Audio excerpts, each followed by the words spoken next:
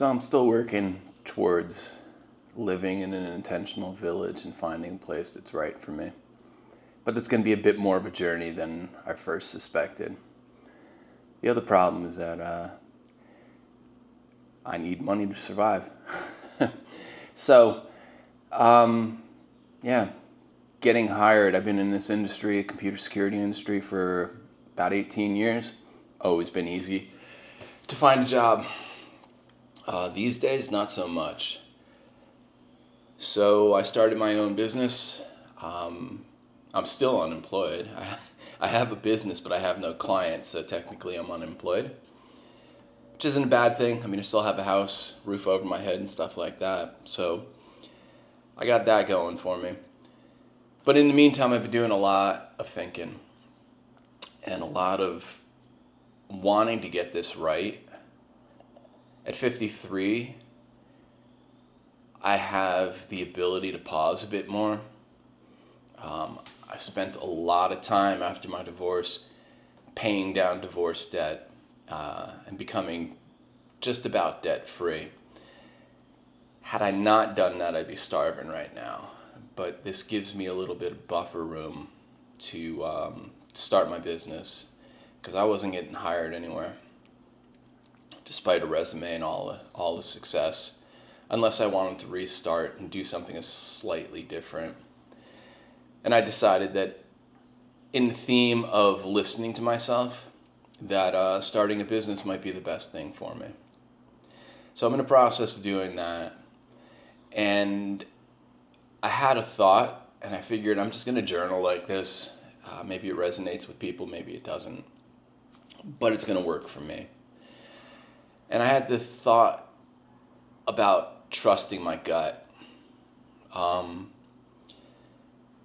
My childhood was less than idyllic. Was not a beaver cleaver. I'm showing my age by even referencing that, I suppose. But it wasn't ideal. There was beatings, mental abuse, bipolar, mental instability, alcoholism. And, that taught me one big thing that stands out as I think about all this stuff. And that's, I needed to be able to assess a situation quickly. Wake up in the morning or be woken up in the middle of the night by a parent and be able to determine quickly, is this person a threat to me? What do I need to do in order to get through this situation? And it comes back to what your gut tells you. And for a long time, I didn't listen to my gut. When I was chasing a career, when I was in a marriage, I was chasing... Honestly, I'm not really sure what I was chasing. I was chasing money. I was chasing prestige. I wanted to look good. I wanted to be able to talk about a job that seemed good. Being that I didn't have a college education, right? I have an associate's degree from a community college, which to a lot of people is, not much better than high school. I disagree, but I digress.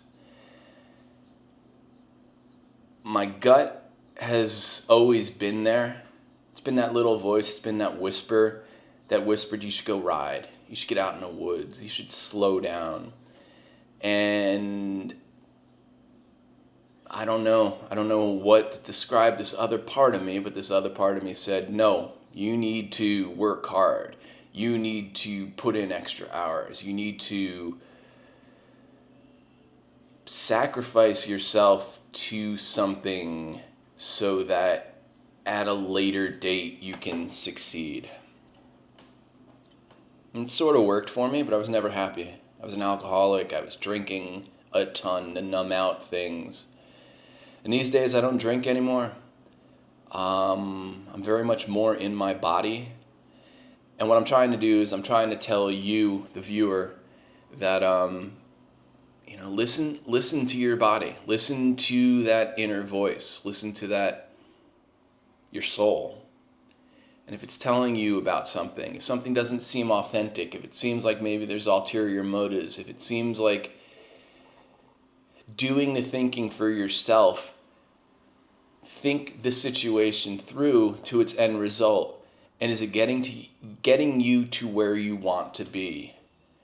And think about where it is that you think you want to be. For a long time, I thought I knew what I wanted to do, and that was prestige and money and fancy things. And yeah, the more you get of these things, the more drive you have, because you're not there yet. I thought when I had a salary that was over six figures, that was it. That was the pinnacle that I thought that I could ever reach. And there was a time where I was like, that's it. What do I do now? And that was sort of the awakening for me, as I realized, it's my cat, this is real. I realized that no matter what I went, if it was material, I was always going to be wanting more. Hey, buddy.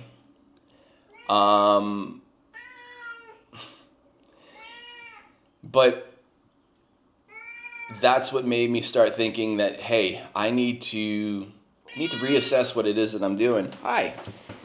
Come here. I'm making a video. There you go. Hi.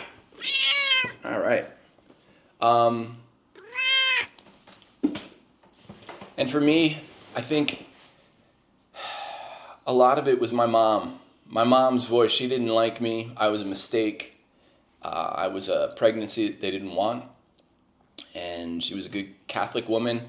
And instead of getting an abortion, she went through with it. Now, don't get me wrong. I'm glad she didn't get an abortion. I kind of like life. I think I'm a good person. I think this is interesting, being in life. But she never got past that. And she always took it. I was always the brunt of it for her. And since my father died early, I continued to get that. Anyway, what I'm trying to say is that when I reached those points where I had achieved what, my mother thought was great, I was still empty. And I got to tell you, I'm not earning money right now. And I'm scared that this business won't take off and things like that. But I'm trusting that inner voice. I'm trusting that inner voice that's telling me this feels right. This is authentic. This is you. This is what you want. And so I'm chasing that at this point. And I guess what I'm trying to say is pay attention to what your inner voice is telling you. And once you listen to that, write it down or think about it and think about, is that really where I want to be going? And maybe it is. And if it is, then Godspeed. You're better off than I was. But at least for me, there was always something more. I couldn't quantify it. I couldn't put words to it. I say that a lot. They were feelings that I couldn't put words to. It just felt off. So if you take anything from this, listen to your inner voice, think about where it is that you want to be going, and try to align yourself that way.